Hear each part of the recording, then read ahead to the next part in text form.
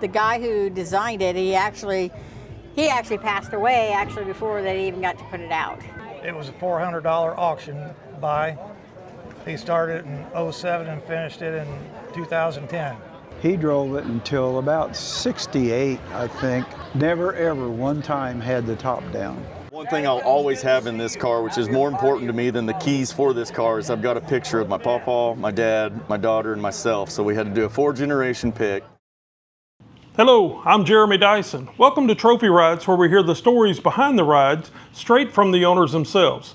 Today, I'm at the Red, White, and Bridge Bash, which is part of the National Route 66 Centennial Kickoff here in Springfield, Missouri.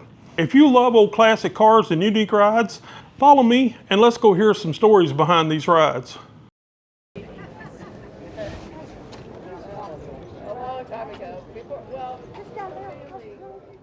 Well, one of my good friends built this car. It was a $400 auction buy. He started it in '07 and finished it in 2010. And 5 years ago, he put it up for sale because he always likes to have 3 cars done. So he's ready to start another one. So we sold our 41 Chevy, same color, and my Harley. He's so meticulous. He did everything on this car except upholster the back of seats. You did a good job. He built a new frame for it right there in his shop. It's chopped 1.5 inches in front. Well, you definitely got a pretty one.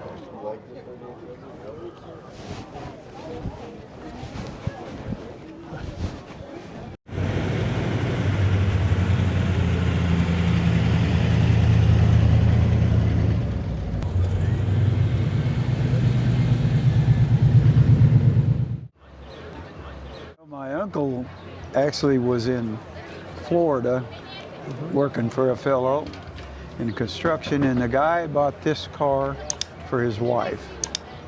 She didn't like it, so he sold it to my uncle. Well, my uncle decided he wanted to come back to Kansas, Ottawa, Kansas, but they wouldn't let him come unless he paid for the car. Well, he didn't have the money, so my aunt bailed him out. He came back to Kansas.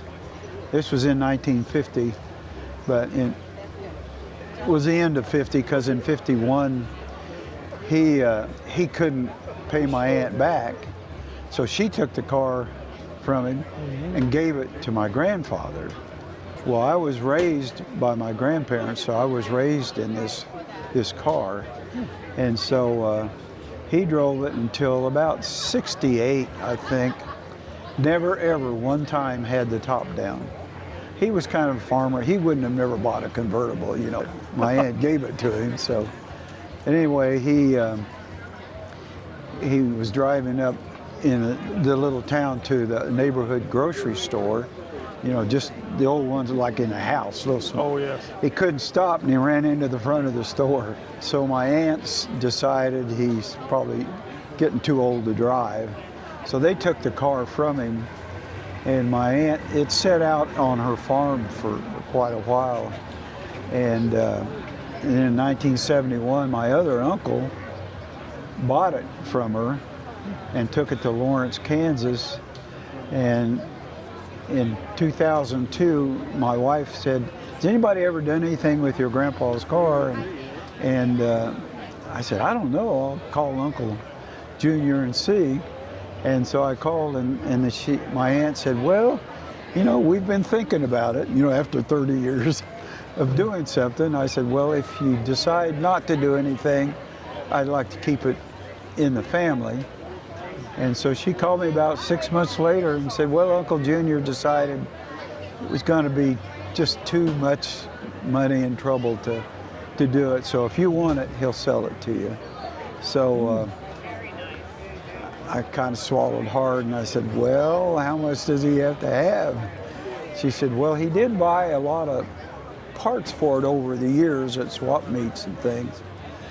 So she said, "He's got to have $900. I thought, "I'll be up next week." So that was in 2002, and it was all tore apart. It was, I mean, it was, and it was sitting in my garage, and my wife said, something's going to be done. So it finally stirred me to finally start finishing it, and I finished it in 2012. So been driving it for 14 years now. So been a good car, a lot of memories. I hated it when I was a kid because he never drove over 50 miles an hour, and if you think of 3 kids in the back seat of that car driving from around Kansas City to Denver a couple times a year, it was miserable.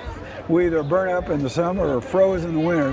And I got one picture of my grandfather with the car. He's sitting in like a chair in front of the car. But so I got one picture of him anyway. That's so. great.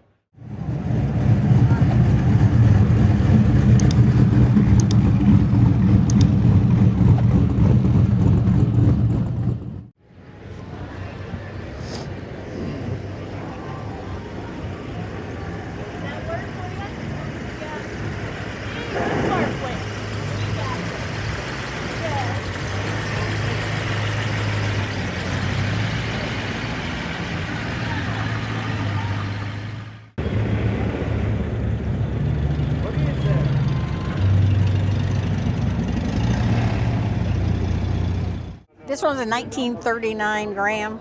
It's a 96, or they used to call it Spirit of Motion, or they called it the Shark Nose. I mean, the Shark Nose was the nickname it got.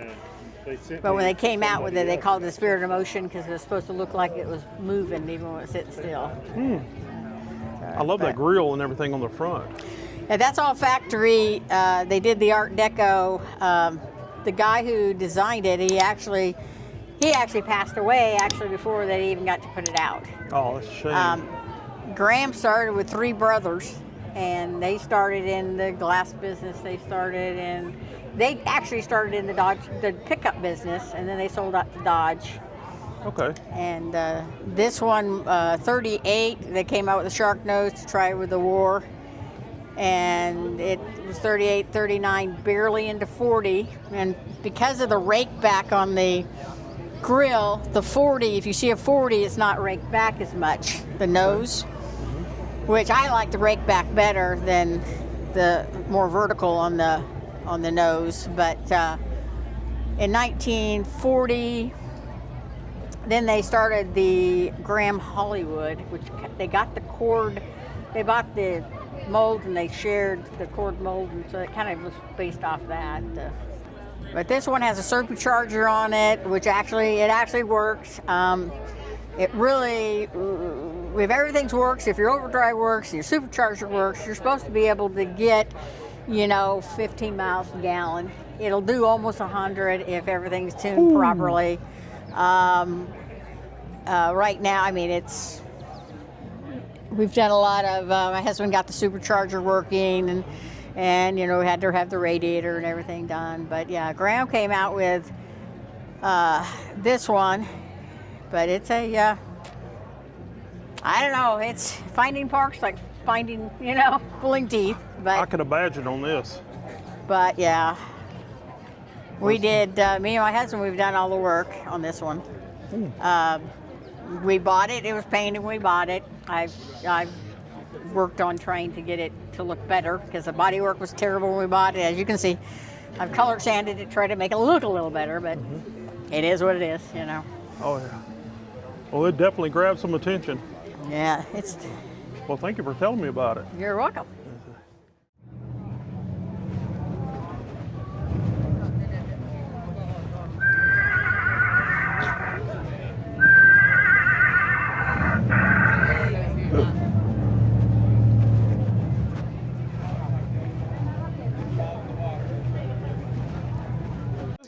What I've got here is a 1935 Ford 5-window coupe. It's pretty much as original as it will come. There will be some things that have been redone, but I myself haven't done any modifications or anything. I was fortunate enough, I bought this car off my pawpaw, and it was kind of a family heirloom. I've grown up since knee-high to a grasshopper looking at this car, never being able to get too close to it. Well, now it's mine. So the first thing I did was make sure that it's going to stay in the family. And one thing I'll always have in this car, which is more important to me than the keys for this car, is I've got a picture of the day I bought it. And I got a picture of my pawpaw, my dad, my daughter, and myself. So we had to do a 4-generation pick. Oh, that's great. And this car is great, but it will never mean what it means to me because it's my pawpaw's car. And Yep. And it's just about as original as it'll get. We've still got the flathead motor in it. Still 6-volt positive ground on this car, so that took a little computing to get that figured out. You know, we've just kind of kept it original. All I've really done to it is just breathe life into it. Other than that, it's just been, it is what it is, and it is so fun to drive. I mean, just the old flathead motor. Learning about it, enjoying it, working on it, the simplicities, the everything about it. I mean, it's just like a sewing machine. I love it. But one thing that means a lot to me is this picture right here. This picture means the world to me. I got my pawpaw, my dad, myself, and my daughter. And you know, this was the day I bought it. And like I said, this means more to me than the keys for this car. So. Who is this man here? That's my pawpaw, Bob Mabe.